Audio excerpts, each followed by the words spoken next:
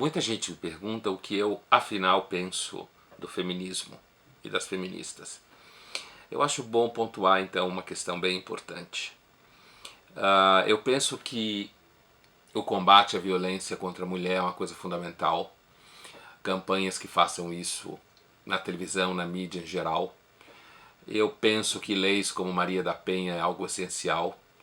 A minha crítica ao feminismo, como é muito claro toda vez que eu escrevo sobre isso, é quando ele entra, como eu costumo dizer, embaixo dos lençóis. Ou seja, quando a discussão política, que o feminismo é um movimento político, quando ele não percebe que existem dimensões que não são políticas do relacionamento, no caso entre homens e mulheres.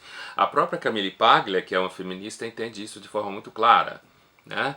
Quando você começa a descaracterizar, demonizar a posição masculina, quando você começa a educar meninos para serem excessivamente tímidos e inseguros, achando que todo tipo de instinto ou todo tipo de desejo que brota neles é machista e objetificador e não sei o que, no caso do corpo da mulher.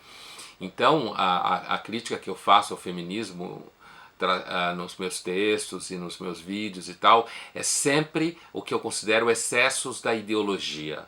Ou seja, quando a política ela é por si só grosseira na forma de lidar com o mundo. A política lida com massa de pessoas.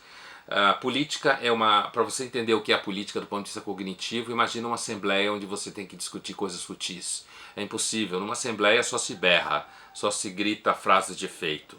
Quando você transporta isso para uma discussão posterior aos avanços políticos e jurídicos que o movimento feminista teve, começando pelo voto, né, feminino, aí eu acho que é importante perceber, por exemplo, coisas como a Paglia fala, a Camille Paglia, de que as amigas heterossexuais dela hoje, só ela é gay, por isso ela fala as amigas heterossexuais dela, sofrem muito porque elas querem que os homens sejam exatamente do jeito que elas querem, pensem como mulher, sintam como mulher, mas como elas são hétero, então elas querem homens. Então elas não sabem direito aonde colocar o desejo delas.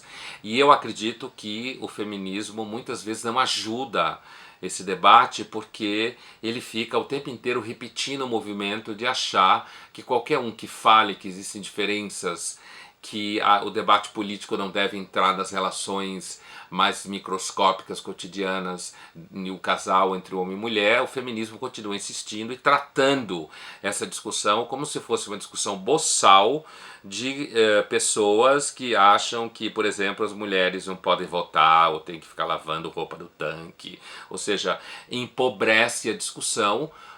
Como se, tudo bem, é importante pontuar no caso do Brasil onde existe muita violência contra a mulher, mas ao mesmo tempo não há como negar os desdobramentos de comportamento e de identidade que eu considero negativos de um excessivo tratamento político feminista das relações entre homem e mulher, principalmente na formação dos meninos nas escolas, que estão ficando todos meio frouxos.